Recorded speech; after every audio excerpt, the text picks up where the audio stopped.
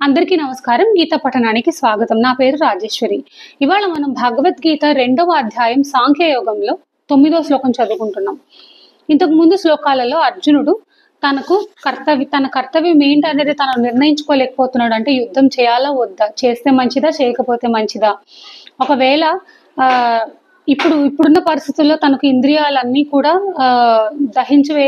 ఈ శోకం, ఈ బాధ, ఈ కర్తవ్యం తెలుసుకోలేని ఏ సిచ్యువేషన్ అయితే ఉందో ఆ సిచ్యువేషన్ వల్ల కలిగిన బాధ తన ఇంద్రియాలను దహించేస్తోంది.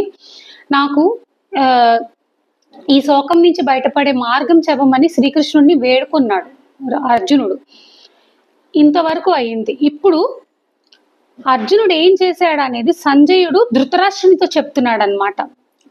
సంజయుడు పలుకుతున్నాడు. శ్లోకం చదువుకుందాం. సంజయోవాచ ఏవ ముక్తా హృషికేశం గూఢాకేశః పరంతప నయోత్స్య ఇతి గోవింద ముక్త్వా తూష్ణిం బభూవః. దీని అర్థం ఏంటో చదువుకుందాం మనం. సంజయుడు ఇలా పలికెను, ఓ రాజా, అంటే ధృతరాష్ట్రుని అడ్రస్ చేస్తున్నాడు అనమాట ఇక్కడ సంజయుడు. ఓ రాజా, ఈ విధముగా పలికిన తర్వాత అంతర్యామి అయిన శ్రీకృష్ణునితో గూఢాకేశుడైన అర్జునుడు నేను యుద్ధము చేయను అని స్పష్టముగా చెప్పి మౌనము వహించెను. ఈ శ్లోకం తాలూకా డీటెయిల్ మీనింగ్ మనం ఒకసారి తెలుసుకుందాం.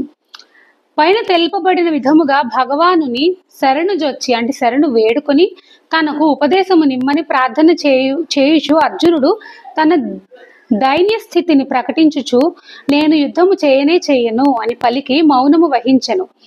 ఈ విషయమును ఈ శ్లోకమున సంజయుడు ధృతరాష్ట్రునకు వివరించెను. గోవింద అనే శబ్దముకు అర్థం ఏంటి? మనం గోవింద గోవింద అని తలుచుకుంటూ ఉంటాం కదా వెంకటేశ్వర స్వామిని, ఆర్ కృష్ణుని కూడా. ఇప్పుడు గోవింద అనే శబ్దానికి అర్థం ఏంటో తెలుసుకుందాం మనం. గోభిః వేద వాక్యైః విద్యతే లభ్యతే ఇతి గోవిందః అను వ్యుత్పత్తిని అనుసరించి వేదవాణి ద్వారా భగవానుని స్వరూపమును తెలియబడును కనుక ఆయనకు గోవిందుడు అను పేరు కలిగినది. గీతయందును భగవానుడు వేదైశ్చ సర్వై అహమేవ వేద్యః అను వేదములన్నీ నన్ను గుర్చే తెలుపును అని పేర్కొనెను. నమస్కారం.